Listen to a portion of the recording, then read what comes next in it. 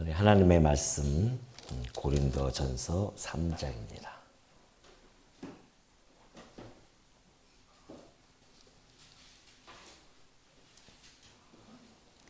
고린도전서 3장 5절 말씀 보시겠습니다.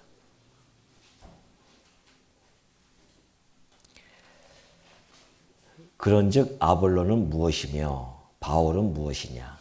그들은 주께서 각각 주신 대로 너희로 하여금 믿게 한 사역자들이니라. 나는 심었고 아볼로는 물을 주었을 때 오직 하나님께서 자라나게 하셨나니 그런즉 심는 이나 물 주는 이는 아무것도 아니로되 오직 자라게 하시는 이는 하나님뿐이니라. 7절까지 봉독해 드렸습니다. 우리 하나님께서 당신의 택한 백성들을 부르셔서 중생케 해 주십니다. 그리고 그 중생한 자들을 믿도록 해 주실 뿐만이 아니라 그 믿음을 보시고 의롭다 칭해 주셨고요. 그리고 당신의 그 유업을 상속받을 수 있는 양자로 삼아 주셨습니다. 하나님께서 그렇게 양자로 삼아주신 그 아들들을 삼아주시고서는 나 몰라라 하면서 그냥 내어버려두지 않으신다는 이야기입니다. 하나님께서는 끝까지 당신의 백성을 책임져 주시는데요. 이 땅에 우리 성도, 당신의 아들 하나하나가 이 땅에 살아가는 그 목적을 다 하나님께서 달성하기까지 하나님께서는 그들을 이끌어 가신다는 겁니다. 그래서 오늘 우리가 살펴볼 내용은 하나님께서 우리의 생명을 다하는 그날까지 이 땅에 남겨두시면서 우리를 거룩하게 변화시켜 간다는 것입니다. 그것이 곧 성화에 대한 이야기입니다.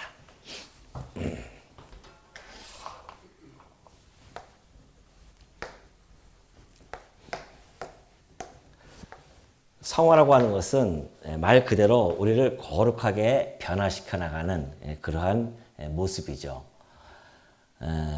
하나님께서 일찍이 내가 거룩하니 너희도 거룩하라 라고 이렇게 말씀을 해주신 바가 있습니다. 그 이야기는 내가 거룩하니까 너희들도 거룩하라 해서 우리가 스스로가 이제는 내가 거룩해져야겠다 라고 해서 거룩해질 수 있는 그러한 상황, 그러한 내용이 아니라는 겁니다. 하나님께서 거룩하라 했을 때는 그 말씀 속에 이미 하나님께서 너희를 내가 거룩하게 해주겠다고 하는 그 의미가 그 말씀 안에는 포함이 되어져 있는 것입니다. 우리가 죄와 사망에서 죽었던 자들이 살아났습니다. 그리고 이제 살아가게 되어지는데 죽었던 우리가 스스로 살아나지 못했던 우리들이 하나님의 능력과 그리고 자비하심으로 살려주셨는데 이제는 내가 스스로 거룩하게 되어진다? 어불성설이죠.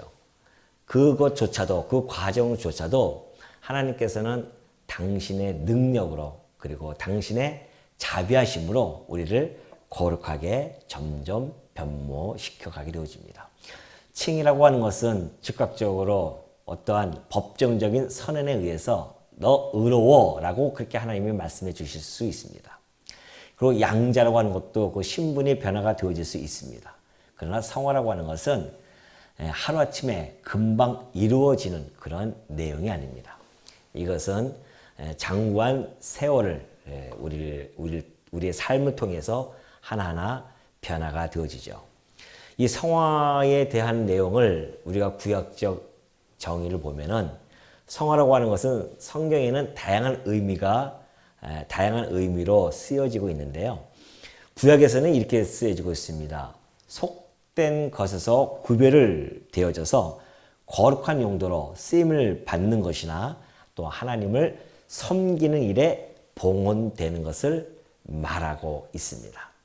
다시 말해서 그 과정을 보면은 하나님께서 제단이라든가 하나님께서 명하신 대로 제단을 만들고 그리고 성전 그 제단을 안에서 제사를 지낼 수 있는 그 장소, 그 성전이죠. 그리고 그 성전에서 제사를 드릴 수 있는 제사장들 뿐만이 아니라 제사를 드리는 집기들, 신성한 도구들, 이런 모든 것들을 하나님께서 거룩하게 구별하게 하십니다. 다 속된 것들이죠. 그 속된 것들을 구별시켜서 거룩한 용도로 사용하게 되어진다는 것이죠. 그 과정은 어떤 의식을 통하여서 불결했던 것을 정화시키는 그런 과정을 거칩니다. 예를 들면 송아지의 피라든가 그리고 그런 재들 이런 것들을 불결한 곳에 뿌립니다. 뿌려서 그걸 거룩하게 만들고요. 정결하게 만든 다음에 그래서 하나님이 거하시는 그 성전에서 그것들을 구별해서 사용하게 하신다는 이야기죠. 이것이 구약적 성화의 내용이라고 한다면 오늘 우리가 살펴보는 신약적인 이 구원론에서의 성화에 대한 내용은요. 하나님께서 의롭다 칭함을 하나님께로부터 우리가 의롭다 칭함을 받은 백성들이 우리 안에 있는 여전히 있는 그 죄의 부패로부터 해방을 시켜 주시고 또한 우리 안에 있는 그 본성 전체를 하나님께서 당신의 형상으로 점점 갱신시켜 나가는 일이라는 겁니다. 더 나아가서는 우리로 하여금 하나님의 베푸시는 그 선행을 할 수 있게 해 주신다는 것이죠. 이 모든 것들이 다 성령의 자비롭고 지속적인 그러한 신적 사역임을 의미하고 있습니다. 성경에서는요, 단순하게 이 성화라고 하는 것이 도덕적인 어떠한 개선을 요구하는 것이 아닙니다. 이 성경에서 이야기하는 성화라고 하는 것은 하나님과 관련이 되어져 있고요. 그리고 하나님을 위한 것이며 뿐만이 아니라 하나님을 섬기기 위한 어떠한 도덕적인 개선을 요구하시는 것입니다. 그러기에 오늘날 우리가 성경 강단에서 외쳐지는 그런 윤리적인 설교들은 전적으로 잘못되었음을 밝혀주고 있는 것입니다. 윤리적인 설교라고 하는 것은 곧 인간으로 하여금 도덕적인 그런 행위를 강조하게 되어집니다. 근데 그런 도덕적인 행위 그 자체가 성화의 모습이 아닙니다. 성화라고 하는 것은 하나님께서 하나님을 섬기기 위한 또한 하나님의 영광을 위한 그리고 하나님과 밀접하게 관련이 되어 있는 그런 내용이기 때문에 그러한 윤리적인 설교가 아니라 진정으로 정말 성화론이 제시되어지는 본질적으로 올바른 성화론이 제시되어져야만이 그래야 성도들도 하여금 도덕적이고 윤리적인 그런 기독교에 빠지지 아니하고요. 하나님의 영광을 위하여 살아가게 되어지는 진정한 그런 성화에 입각한 우리의 신앙생활이 되어질 수 있다는 겁니다. 우리가 이 성화에 대한 본질을 좀 살펴보면은요, 성화라고 하는 것은 삼위일체 하나님, 성부 하나님, 성자 하나님, 성령 하나님의 전적인 사역으로서 나타나게 되어집니다. 먼저 우리가 살펴보면요, 하나님의 전적 사역으로 나타나게 되어지는데 그것은 먼저 하나님의 전적 사역입니다. 하나님께서 이거 아까 우리가 본문을 읽어드렸듯이 물 주는 자와 심는 자와 그리고 물 주는 자가 따로 있습니다. 그러나 그것을 자라나게 하시는 분은 하나님이시다라고 그렇게 밝혀주게 되어지죠. 혹자들은 성화를 갖다가 아까 얘기했듯이 어떤 권유를 하면은 그 권유 받은 사람들이 성도들이 그 안에 있는 우리 안에 있는 중생된 속사람이 있잖아요. 그 중생된 속사람이 그 권유를 받아들여 가지고 자기 의지에 의해서 그걸 받아들이고 그래서 결국은 이거 내가 이것을 해야 되겠구나라는 그런 생각, 그런 반응을 보인다고 그렇게 생각을 합니다. 그렇기 때문에 그것이 이제 도덕적이고 윤리적으로 접근이 되어지는 것이죠. 그러나 성화라고 하는 것은 근본적으로 하나님의 사역입니다. 뿐만이 아니라 우리 중생 되어졌을 때 하나님께서 우리를 중생시키잖아요. 그때 하나님께서 의와 진리의 거룩함으로 우리를 중생시킵니다. 그것이 우리 안에 있는 속사람이죠. 그 속사람, 그러니까 하나님께서 중생을 시키면 이 중생되어진 자들은 거룩한 성향이 있습니다. 우리 안에 거룩한 성향이 형성이 되어집니다. 그 거룩한 성향을 점점 하나님께서는 강화시켜 나가요. 우리 안에 있는 속사람의 거룩한 그 성향을 강화시켜 나갈 뿐만이 아니라 이 거룩한 수행, 우리가 선행이라고도 할 수 있죠. 거룩한 수행을 할 수 있도록 점점 증대시켜 나간다는 겁니다. 이거 하나님께서 해나가시는 일들이죠. 그러니까 단순하게 어떤 행위, 도덕적 행위를 나타내는 그것이 성화가 아니라 하나님께서는 우리 안에 있는 중생되어진 자들의 그 거룩함, 의와 진리의 거룩함으로 만들어진 그 속사람을 거룩한 성향을 심어놨거든요. 우리 안에. 그것을 점점 강화시켜 나가는 작업.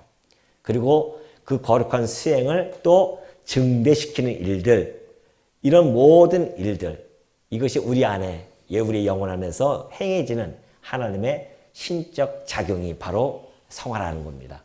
성부 하나님께서 해나가신 그런 일들이라고 보여주죠. 이것은 성경 안에서도 잘 보여주고 있는데요.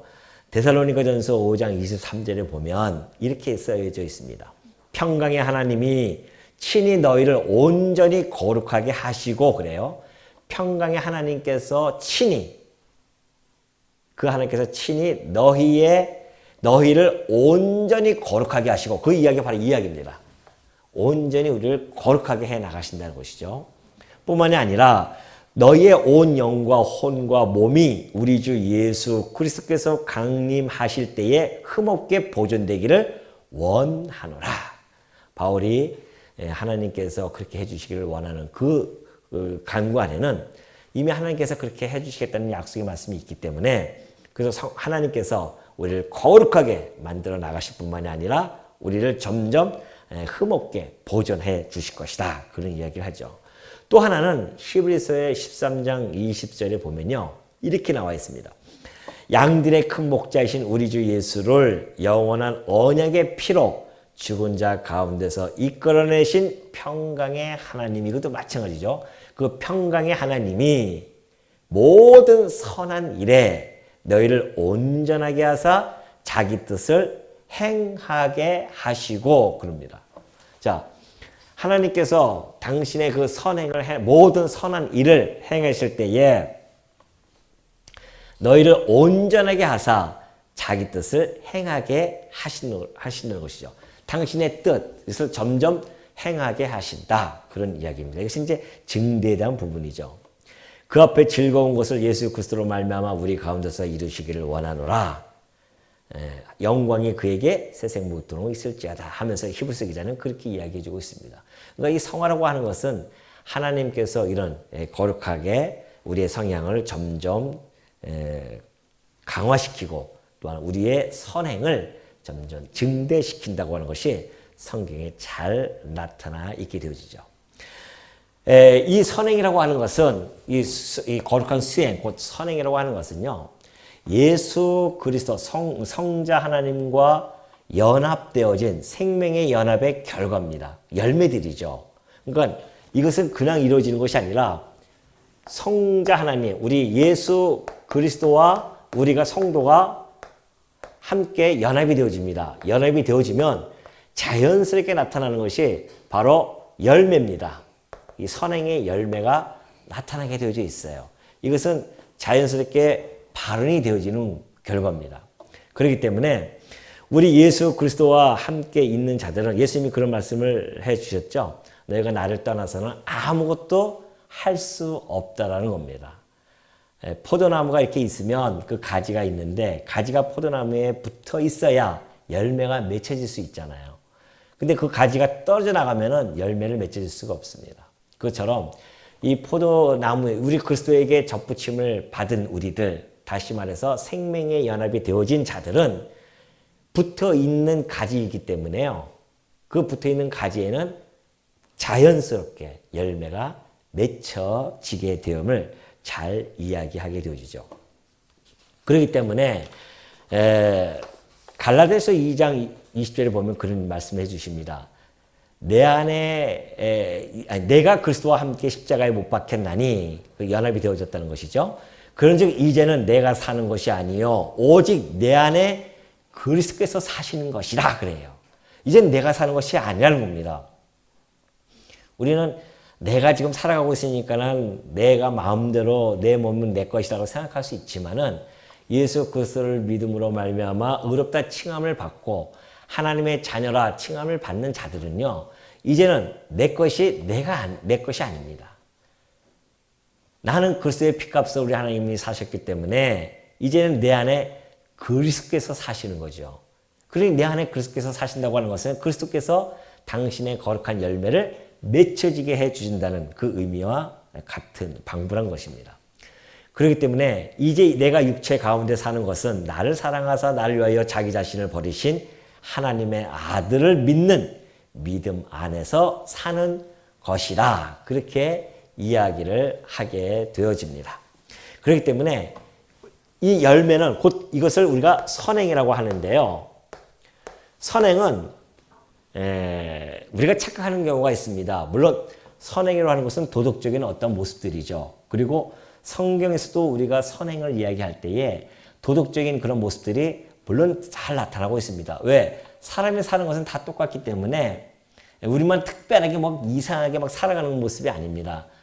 사람들이 생각하는 그 거룩한 모습, 선행이라고 하는 그런 생각들을 살아가는 모습이 우리 성도들도 동일하게 그 선행을 하면서 살아간다는 것이죠. 뭐 구제를 한다거나 했을 때도 안 믿는 사람들도 구제를 하잖아요. 믿는 사람들도 구제를 합니다. 똑같이 그 행동의 모습은 같지만 그러나 거기서 처음 그 행동이 발언되어지는 발언점이 틀리고요. 동기도 틀리고 목적도 틀리다는 것을 우리는 잘 알게 되어집니다. 다시 말해서 예수 그리스도와 열매를 맺지 아니하는 자들, 이건 불신자들이 하는 그러한 선행은요, 이거는 도덕적입니다. 도덕적이라고 하는 것은 인간이 가지고 있는 기본적인 도리거든요. 인간과 인간 간의 관계 속에서 나타나는 도리. 그걸 다른 말로 하면 인지상정이라고도 합니다. 그렇게 하는 것은 인지상정이지. 우리가 불쌍한 사람을 도와주고 이런 것들은 우리 인지상정이 아니겠어? 그렇게 이야기할 수가 있죠. 그래서 그 윤리, 도덕이라고 하는 것은 예를 들어서 뭐 인지상정에 의해서 이루어진다라고 볼 수 있습니다. 그러나 우리 신자들, 성도들은요, 도덕적인 행위가 아니라 사실은 도덕적인 행위와처럼 보이지만은 그러나 이것은 예수 그리스도와 연합되어진 자들이기 때문에 그리스도 안에서 그리스도께서 내 안에 사시고 그리고 믿음 안에서 살아가는 자들이기 때문에 이것을 우리는 믿음의 행위라고 합니다. 믿음의 행위예요. 똑같이 여기 있는 사람이 가서 과원에 가서 구제 활동을 하는 거와 우리 성도들이 가서 과원에 가서 구제 활동을 하는 것은 똑같은 행위의 모습으로 나타나지만 그러나 이들은 도덕적이고 인지상정에 의해서 행하지만은 신자들은, 성도들은 믿음의 행위에 의한 겁니다.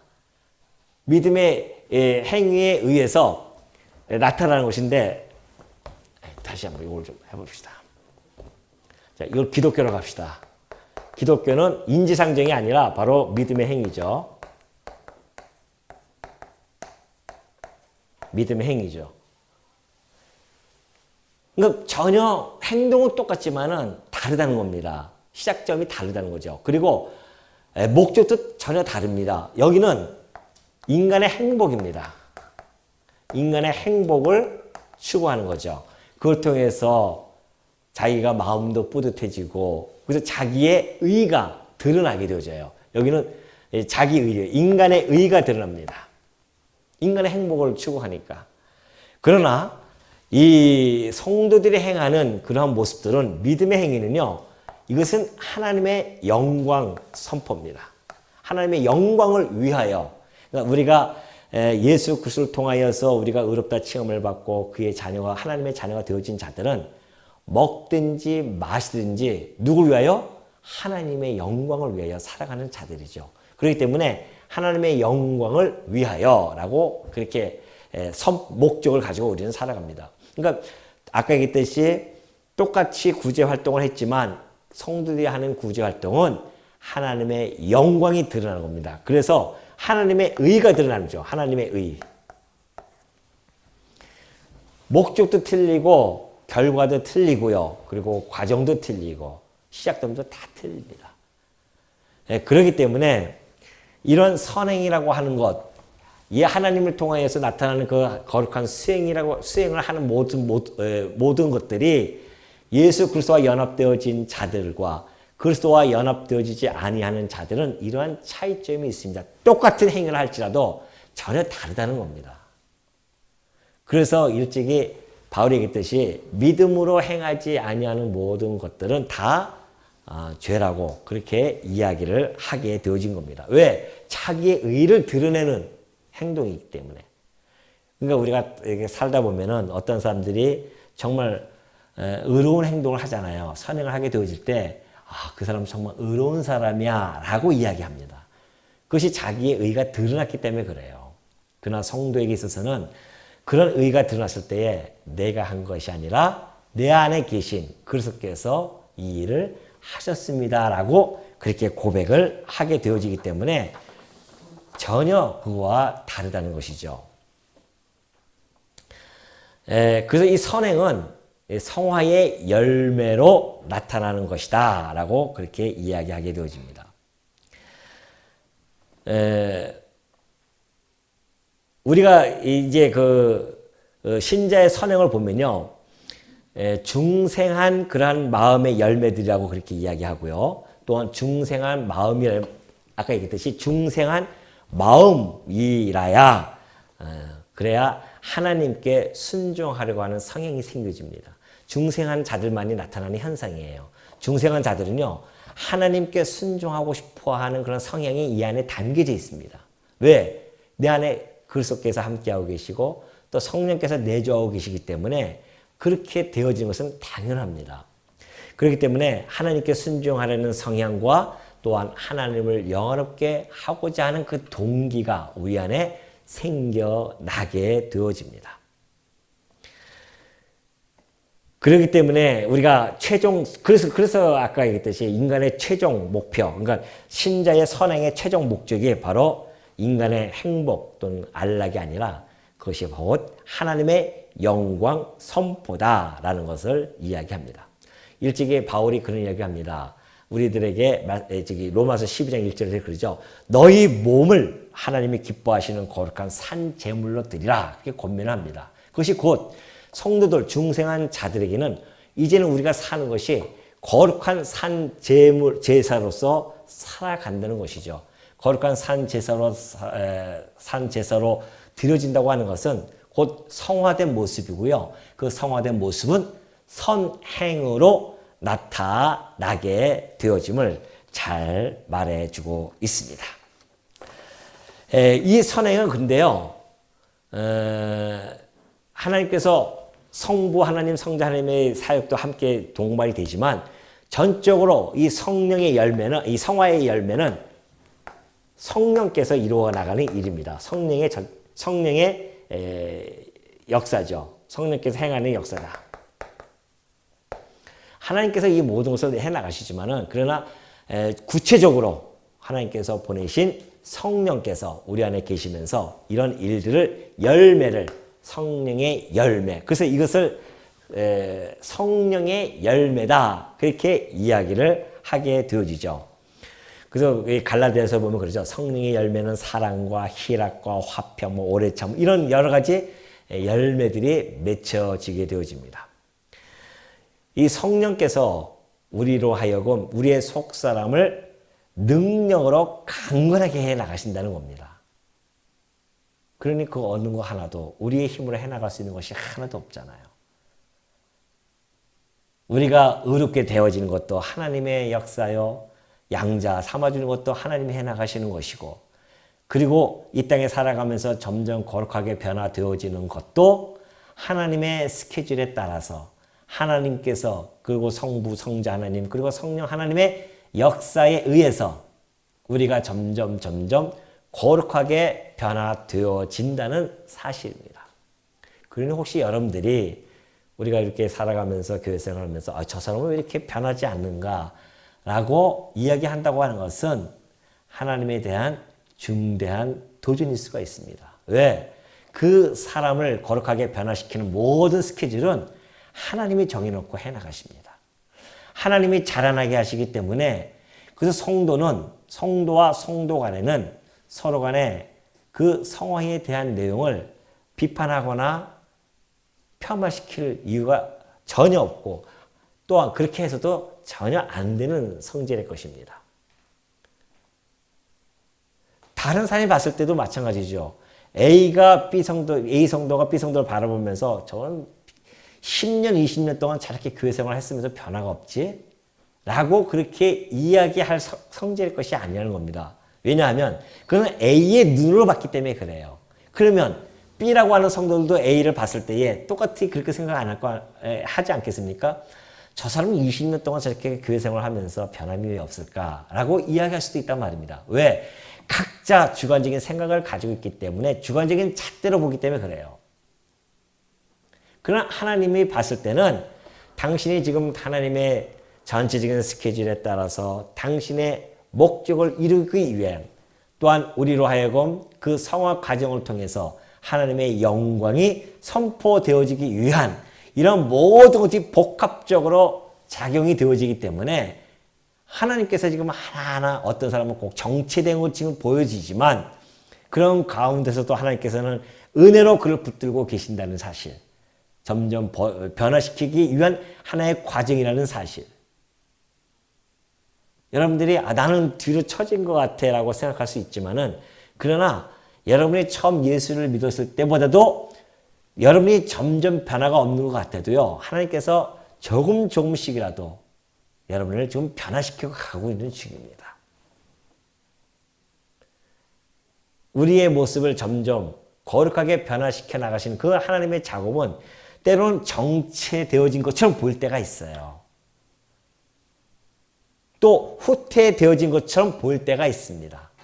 그러나 하나님께서는 여전히 당신의 그 목적을 향해서 우리로 지금 변화시켜 나간다는 것은 틀림없는 사실입니다. 그렇기 때문에 이 성화가 이런 성부 성자 하나님의 역사를 통하여 이루어진다는 것을 우리가 알게 되어질 때는 우리가 겸허해질 수밖에 없습니다. 겸손해질 수밖에 없고 그래서 누가 누구를 탓할 수도 없습니다. 그건 자기 안에 있는 죄성에 의해서 탓하는 겁니다. 성도와 성도를 탓하고 그리고 그 사람에 대해서 불평을 갖고 불만을 갖는다는 그 자체는요. 이미 그 안에 죄성이 이미 발동이 되어졌기 때문에 그러는 것입니다.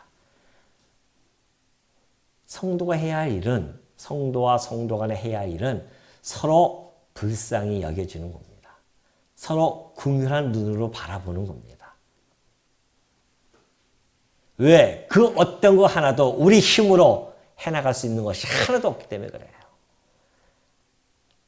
하나님께 전적으로 의지하면서 살아갈 수밖에 없는 우리 존재들이기 때문에 그렇습니다. 그렇기 때문에 하나님께서는 이러한 작업을 통해서 우리를 이끌어 나가신다는 것이고요. 또 하나는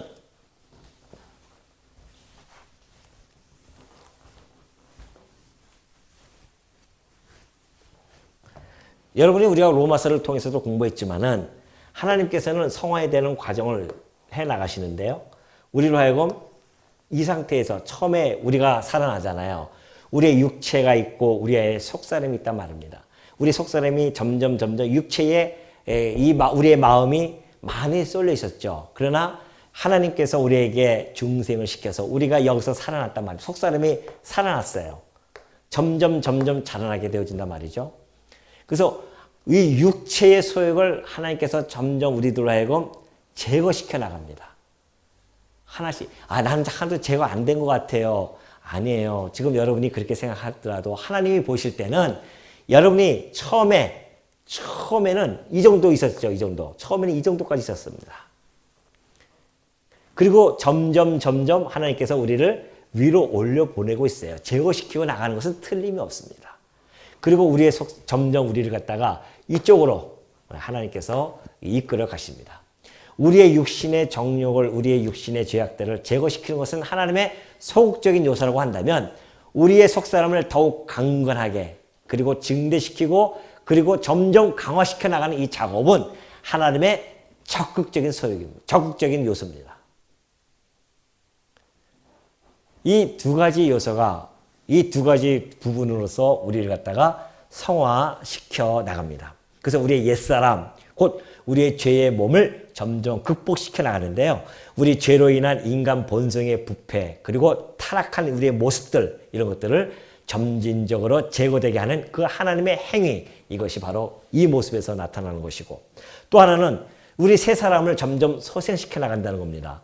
우리 영혼의 거룩한 성향이 강화되어지고, 그리고 거룩한 실천들이 점점 증대시켜 나가면서 우리의 새로운 생애 과정이 하나님께서 창출시켜 나가고 또 촉진시켜 나가는 그런 하나님의 전적인 행위, 이것이 바로 우리 성화의 과정에서 나타나는 모습들이라는 것을 우리는 잘 알게 되어지죠.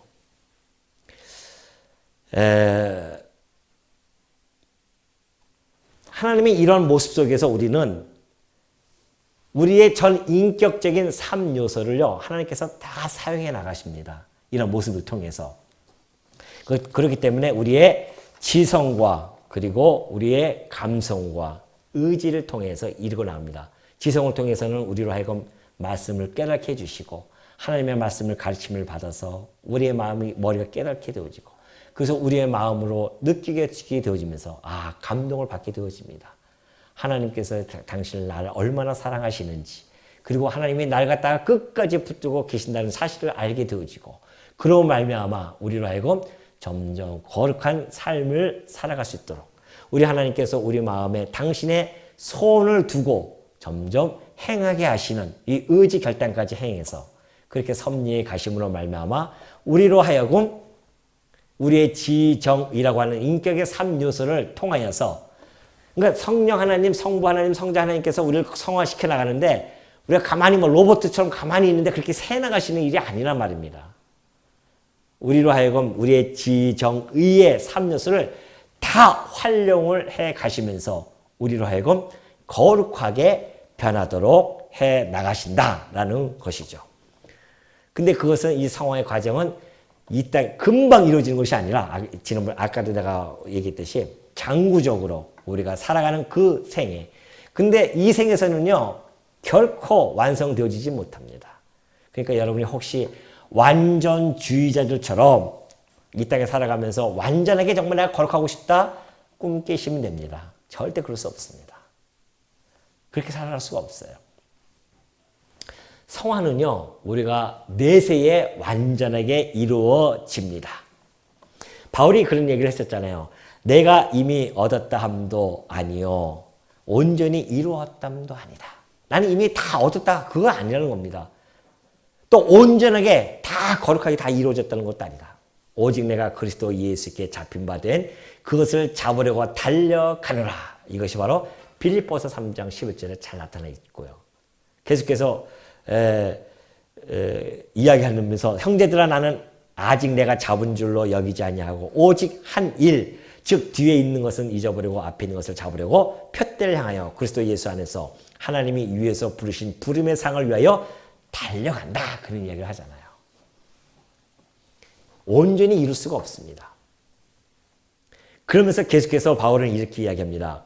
3장 20절에 빌립보서 그러나 우리의 시민권은 하늘에 있는지라 거기로부터 구원하는 자 곧 주 예수 그리스도를 기다리노니 그는 만물을 자기에게 복종하게 하실 수 있는 자의 역사로 우리의 낮은 몸을 자기 영광의 몸의 형체와 같이 변하게 하시리라 그래요. 그러니까 이 땅에 살아가면서 우리가 달려가다가 보면 하나님께서 마지막 우리를 갖다가 몸을 걷어가시면 우리가 지금 우리의 시민권이 하늘에 있는데 우리는 그걸 향해서 한 걸음 한 걸음 가고 있는 중이란 말입니다. 그 예수 그리스도께서 우리를 기다리고 계시기 때문에 우리는 그곳을 향해서 가고 있는데 이제 우리가 죽게 되어지면 우리 그리스도에게 가게 되어지면 우리의 이 낮은 몸이 그리스도의 그 영광의 모습처럼 영광의 몸의 형체와 같이 변하게 되어진다는 것이죠. 이것이 이제 우리가 다음 시간에 배울 영화에 대한 문제입니다. 우리가 어떻게 영화롭게 되어지는지에 대한 내용인데 그러니까 그때 영원롭게 완전하게 거룩하게 되어지는 것이지 이 땅에서는 도저히 그것을 이루어낼 수가 없습니다. 그렇기 때문에 이 땅에 살아가면서 자기가 꽤나 거룩한처럼 생각하면 절대 안 됩니다. 그러니까 성도가 성도를 비판하는 것은 나는 거룩하다는 얘기예요. 너는 왜 그렇게 사느냐라고 하는 것은 나는 거룩한데 너는 왜 그렇게 사느냐 그런 이야기거든요. 나는 안 그러는데 너는 왜 그러냐 그런 이야기입니다. 그것처럼 우스운 이야기가 어렵습니까? 안 그래요? A나 B나 다 저 시궁창에서 불타오르는 그곳에서 꺼집어낸 불쏘시개뿐이 안 되는 인물들인데 교회 와서 내가 꽤나 거룩한 척하면서 남을 갖다가 비판하고 비난한다? 그것처럼 우스운 얘기가 어디 있냐 말이죠. 교회 와서는 그저 겸손해질 수밖에 없습니다.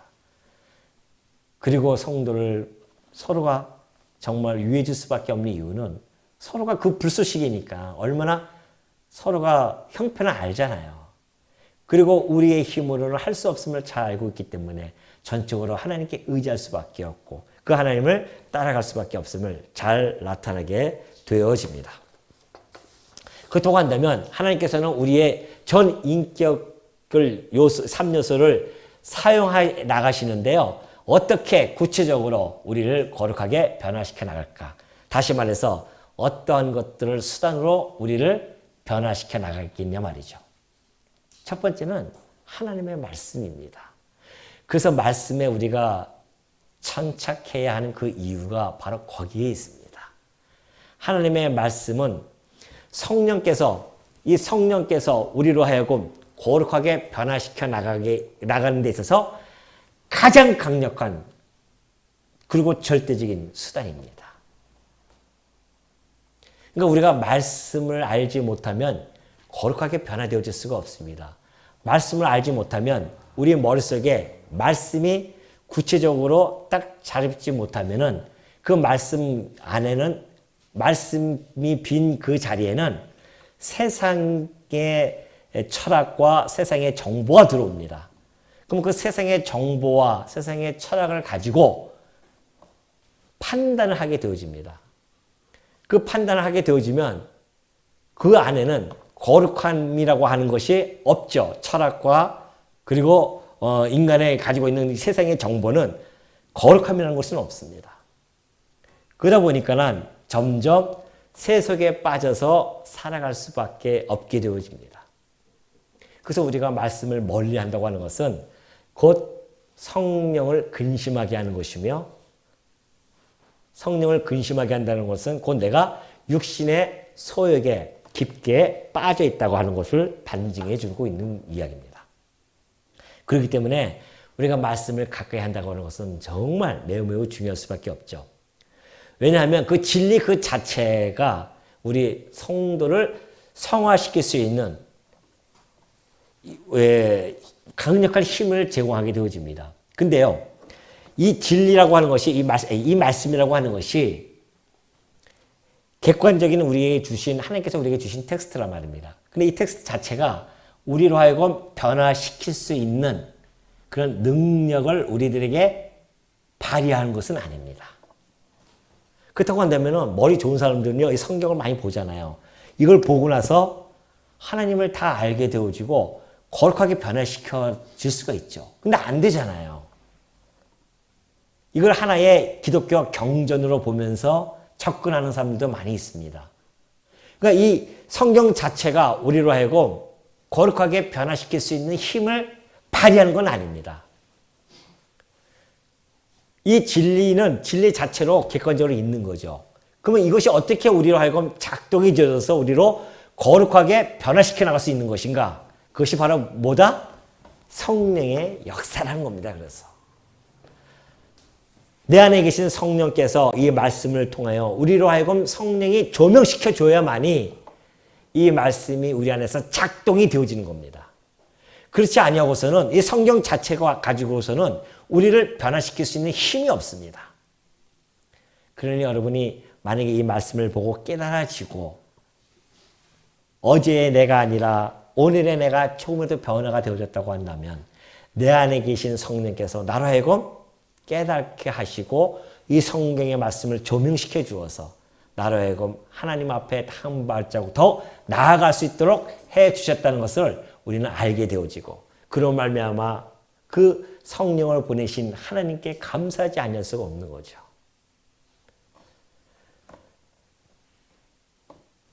그렇기 때문에 이 성경의 말씀은 우리로 하여금 영적 활동을 자극시켜주게 되어집니다. 내가 어떻게 살아야 되어지는가, 하나님의 자녀는 어떻게 살아가는 것이 하나님의 자녀이며 하나님의 뜻은 무엇인가, 이것을 분별할 수 있는 것, 이것이 바로 여기 있는 거죠. 왜? 하나님의 자녀라고 하는 것은 아버지의 뜻에 순종하면서 살아가는 것이 자식 아니겠어요? 그러니까 그 자식이라고 하나님의 아들이 되어졌다고 하는 것은 아버지의 뜻을 순종하면서 살아간다는 의미입니다. 그럼 아버지의 뜻을 알아야 되잖아요. 그 아버지의 뜻을 알기 위해서는 하나님의 말씀을 볼 수밖에 없고, 아버지의 뜻이 이 안에 잘 담겨져 있기 때문에 우리는 이 말씀을 그래서 가까이 할 수밖에 없다.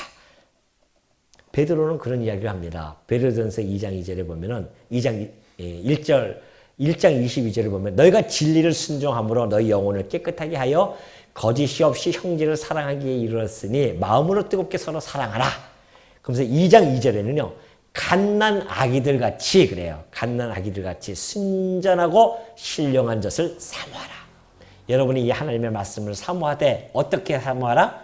갓난 아기처럼 순전하고 이 신령한 젖, 이것이 순전하고 신령한 젖인데 이것을 사모하라는 겁니다. 갓난 아기. 갓난 아기를 보십시오. 얼마나 그냥 엄마 이 젖을 찾고 그럽니까? 그것처럼 찾으라는 거죠.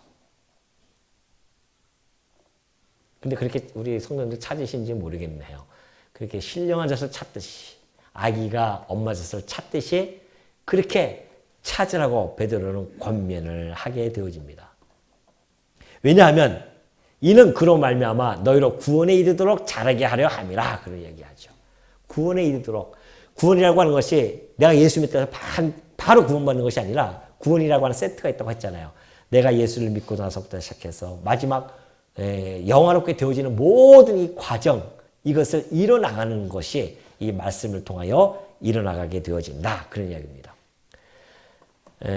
바울도 디모데의 후서를 통하여 그렇게 얘기했죠. 모든 성경은 하나님의 감동으로 된 것으로 교훈과 책망과 바르게 함과 의로 교육하기에 유익하니 이는 하나님의 사람으로 온전하게 하며 모든 선한 일을 행할 능력을 갖추게 하려 함이라, 그래요.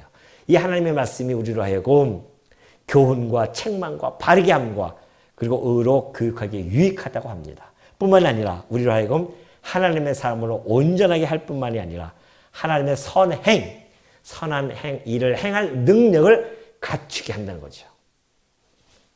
그러니 하나님의 말씀이 없이 행하는 행동은 일로 빠질 수가 있습니다. 도덕적이고 윤리적으로 빠질 수가 있어요. 그러나 하나님의 말씀을 우리가 알고 그 말씀을 따라서 행하게 되어진다고 하는 것은 곧 우리가 믿음의 행위이며 하나님의 영광을 위하여 우리가 하나님의 영광을 추구하면서 나타나는 행동이다. 그렇기 때문에 강력한 수단 하나가 이게 바로 하나님 말씀이다. 또 하나는 성례가 있습니다. 성례는 여러분이 알다시피 세례와 성찬이 있죠. 물론 로마 가톨릭은 7성례라고 해서는 성경에 없는 성례들을 만들어내지만 세례와 성찬, 이 성례도 역시 우리가 거룩하게 되어지는 하나의 수단이죠. 왜? 이 성례라고 하는 것은 말씀에 종속된 은혜의 방편입니다. 그렇기 때문에 이 성례라고 하는 것은 하나님의 말씀이 없이는 존재할 수도 없고요. 항상 성례할 때는 말씀이 수반되어집니다. 그래서 우리가 성찬식을 한다거나 세례를 할 때 항상 말씀을 먼저 전파하는 것은 이 말씀에 종속되어진 행위이기 때문에 그걸 통해서 우리가 하나님의 뜻을 분별하게 되어지고 또한 하나님의 거룩한 변화가 되어지는 그런 참여가 되어지는 변화에 참여되어지는 것이기 때문에 우리가 그러한 성례를 하게 되어지죠. 그래서 베드로가 그런 이야기합니다. 세례라고 하는 것은 하나님을 향한 선한 양심의 간구가 아니겠느냐, 그런 이야기하죠. 우리가 하나님을 향해서 선한 양심을 자꾸 간구하게 되어지는 것이 우리가 세례라는 걸 통하여서 내가 그리스도와 함께 죽고 그리스도와 함께 살아났습니다 라고 하는 것을 깨닫게 되어지고 우리의 선한 양심을 하나님께 향하는 그런 마음, 이것이 곧 거룩하게 변화되어지는 그런 모습으로 나타나게 되어진다. 뿐만 아니라 우리 주님께서 유월절 마지막 날 제자들을 모아놓고 그런 말씀을 하십니다.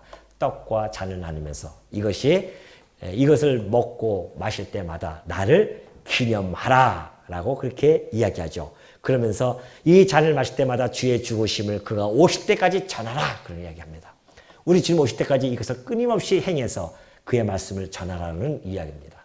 곧 이런 성례와 성찬은 우리로 하여금 우리의 마음을 다잡게 하고 또한 우리로 점점 거룩하게 변화시키는 하나의 수단으로서 하나의 보조적인 수단으로서 그렇게 역할을 감당하게 되어집니다.